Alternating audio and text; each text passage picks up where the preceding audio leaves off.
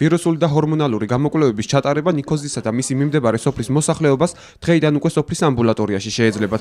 გარდა აღნიშნული გამოკვლევებისა, გამყოფი ხაზის მიმდებარე სოფლებში მცხოვრებლებისთვის სხვადასხვა სახის ანალიზის გაკეთებაც ხელმისაწვდომია. პროექტის ნიქოზის თემში ჯანდაცვის ხელმისაწვდომობის გაუმჯობესება ფარგლებში, რომელსაც მეგობრობის ხიდი ქართლოსი გერმანიის საელჩოს ფინანსური მხარდაჭერით ახორციელებს, ნიქოზის ამბულატორიაში იმუნოფერმენტული ლაბორატორია გააფართოვეს და სპეციალური ანალიზატორი შეიძინეს.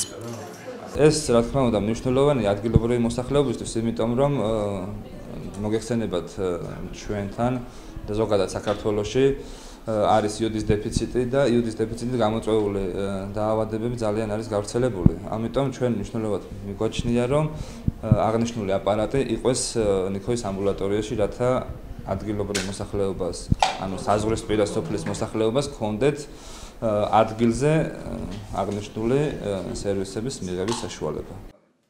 კლინიკური და ბიოქიმიური გამოკვლევების გარდა ნიქოზის ამბულატორიაში ადგილობრივ მოსახლეობას საშუალება აქვს ისარგებლოს ოჯახის ექიმის, პედიატრის, ქირურგის, ენდოკრინოლოგის კაბინეტით. ასევე ფუნქციონირებს დღის სტაციონარი სამედიცინო დაწესებულებაში გამოკვლევების ნაწილი უფასოა. გაიხსნა ლაბორატორია და ხალხს ემსახურებიან უფასოდ. ძალიან კმაყოფილები ვართ, რადგან ყოველთვის არ არის იმის საშუალება, რომ ჩვენ გორში წავიდეთ და გავიკეთოთ ეს ანალიზი, რადგან ეს ყველაფერი დიდ ხარჯებთან არის დაკავშირებული და კმაყოფილები ვართ, რომ ეს უფასო გამოკვლევები ჩატარდება და ხალხს მოემსახურებიან. თბილისში მივდიოდი ხოლმე შვილო და ეს ამბულატორია რო გაიხსნა, ძალიან კმაყოფილი ვარ, ძალიან კმაყოფილი. გამგითაც და მე პერსონალით უაღრესად პატივს ვქცევ ყველას თვითმფრინავალ პაციენტს, რაზეც მოვდივართ. ნიქოზის ამბულატორია ჩართულია მეგობრობის ხიდი ქართლოსის სხვა პროექტებშიც, რომლის ფარგლებშიც მონაწილეობს საერთაშორისო შეხვედრებში 20 აფხაზ ექიმებთან ერთად. ორგანიზაციის დამფუძნებელი ამბობს, რომ ამბულატორიის გახსნა საჭიროებიდან გამომდინარე გადაწყვიტეს. ქონდა ჩვენ ნიქოზის თემში რამოდენიმე სამუშაო შეხვედრა და მოსახლეობაში გამოიკვეთა ეს საჭიროება, რომ ჯანდაცვის კუთხით არის მნიშვნელოვანი მსგავსი სახის პროექტის განხორციელება და ამიტომ გადავწყვიტეთ მით უმეტეს არის საზღვრისპირა სოფელი და იცით რომ ძალიან მძიმე სოციალურ-ეკონომიკური ფონი არის და ძალიან მნიშვნელოვანია მსგავსი ტიპის მხარდაჭერა ზუსტად ამ სოფლისთვის. იოდის დეფიციტს მიეძღვნა შეხვედრა ნიქოზის საჯარო სკოლაში, რომელსაც მასწავლებლები, მოსწავლეები და მათი მშობლები დაესწრნენ.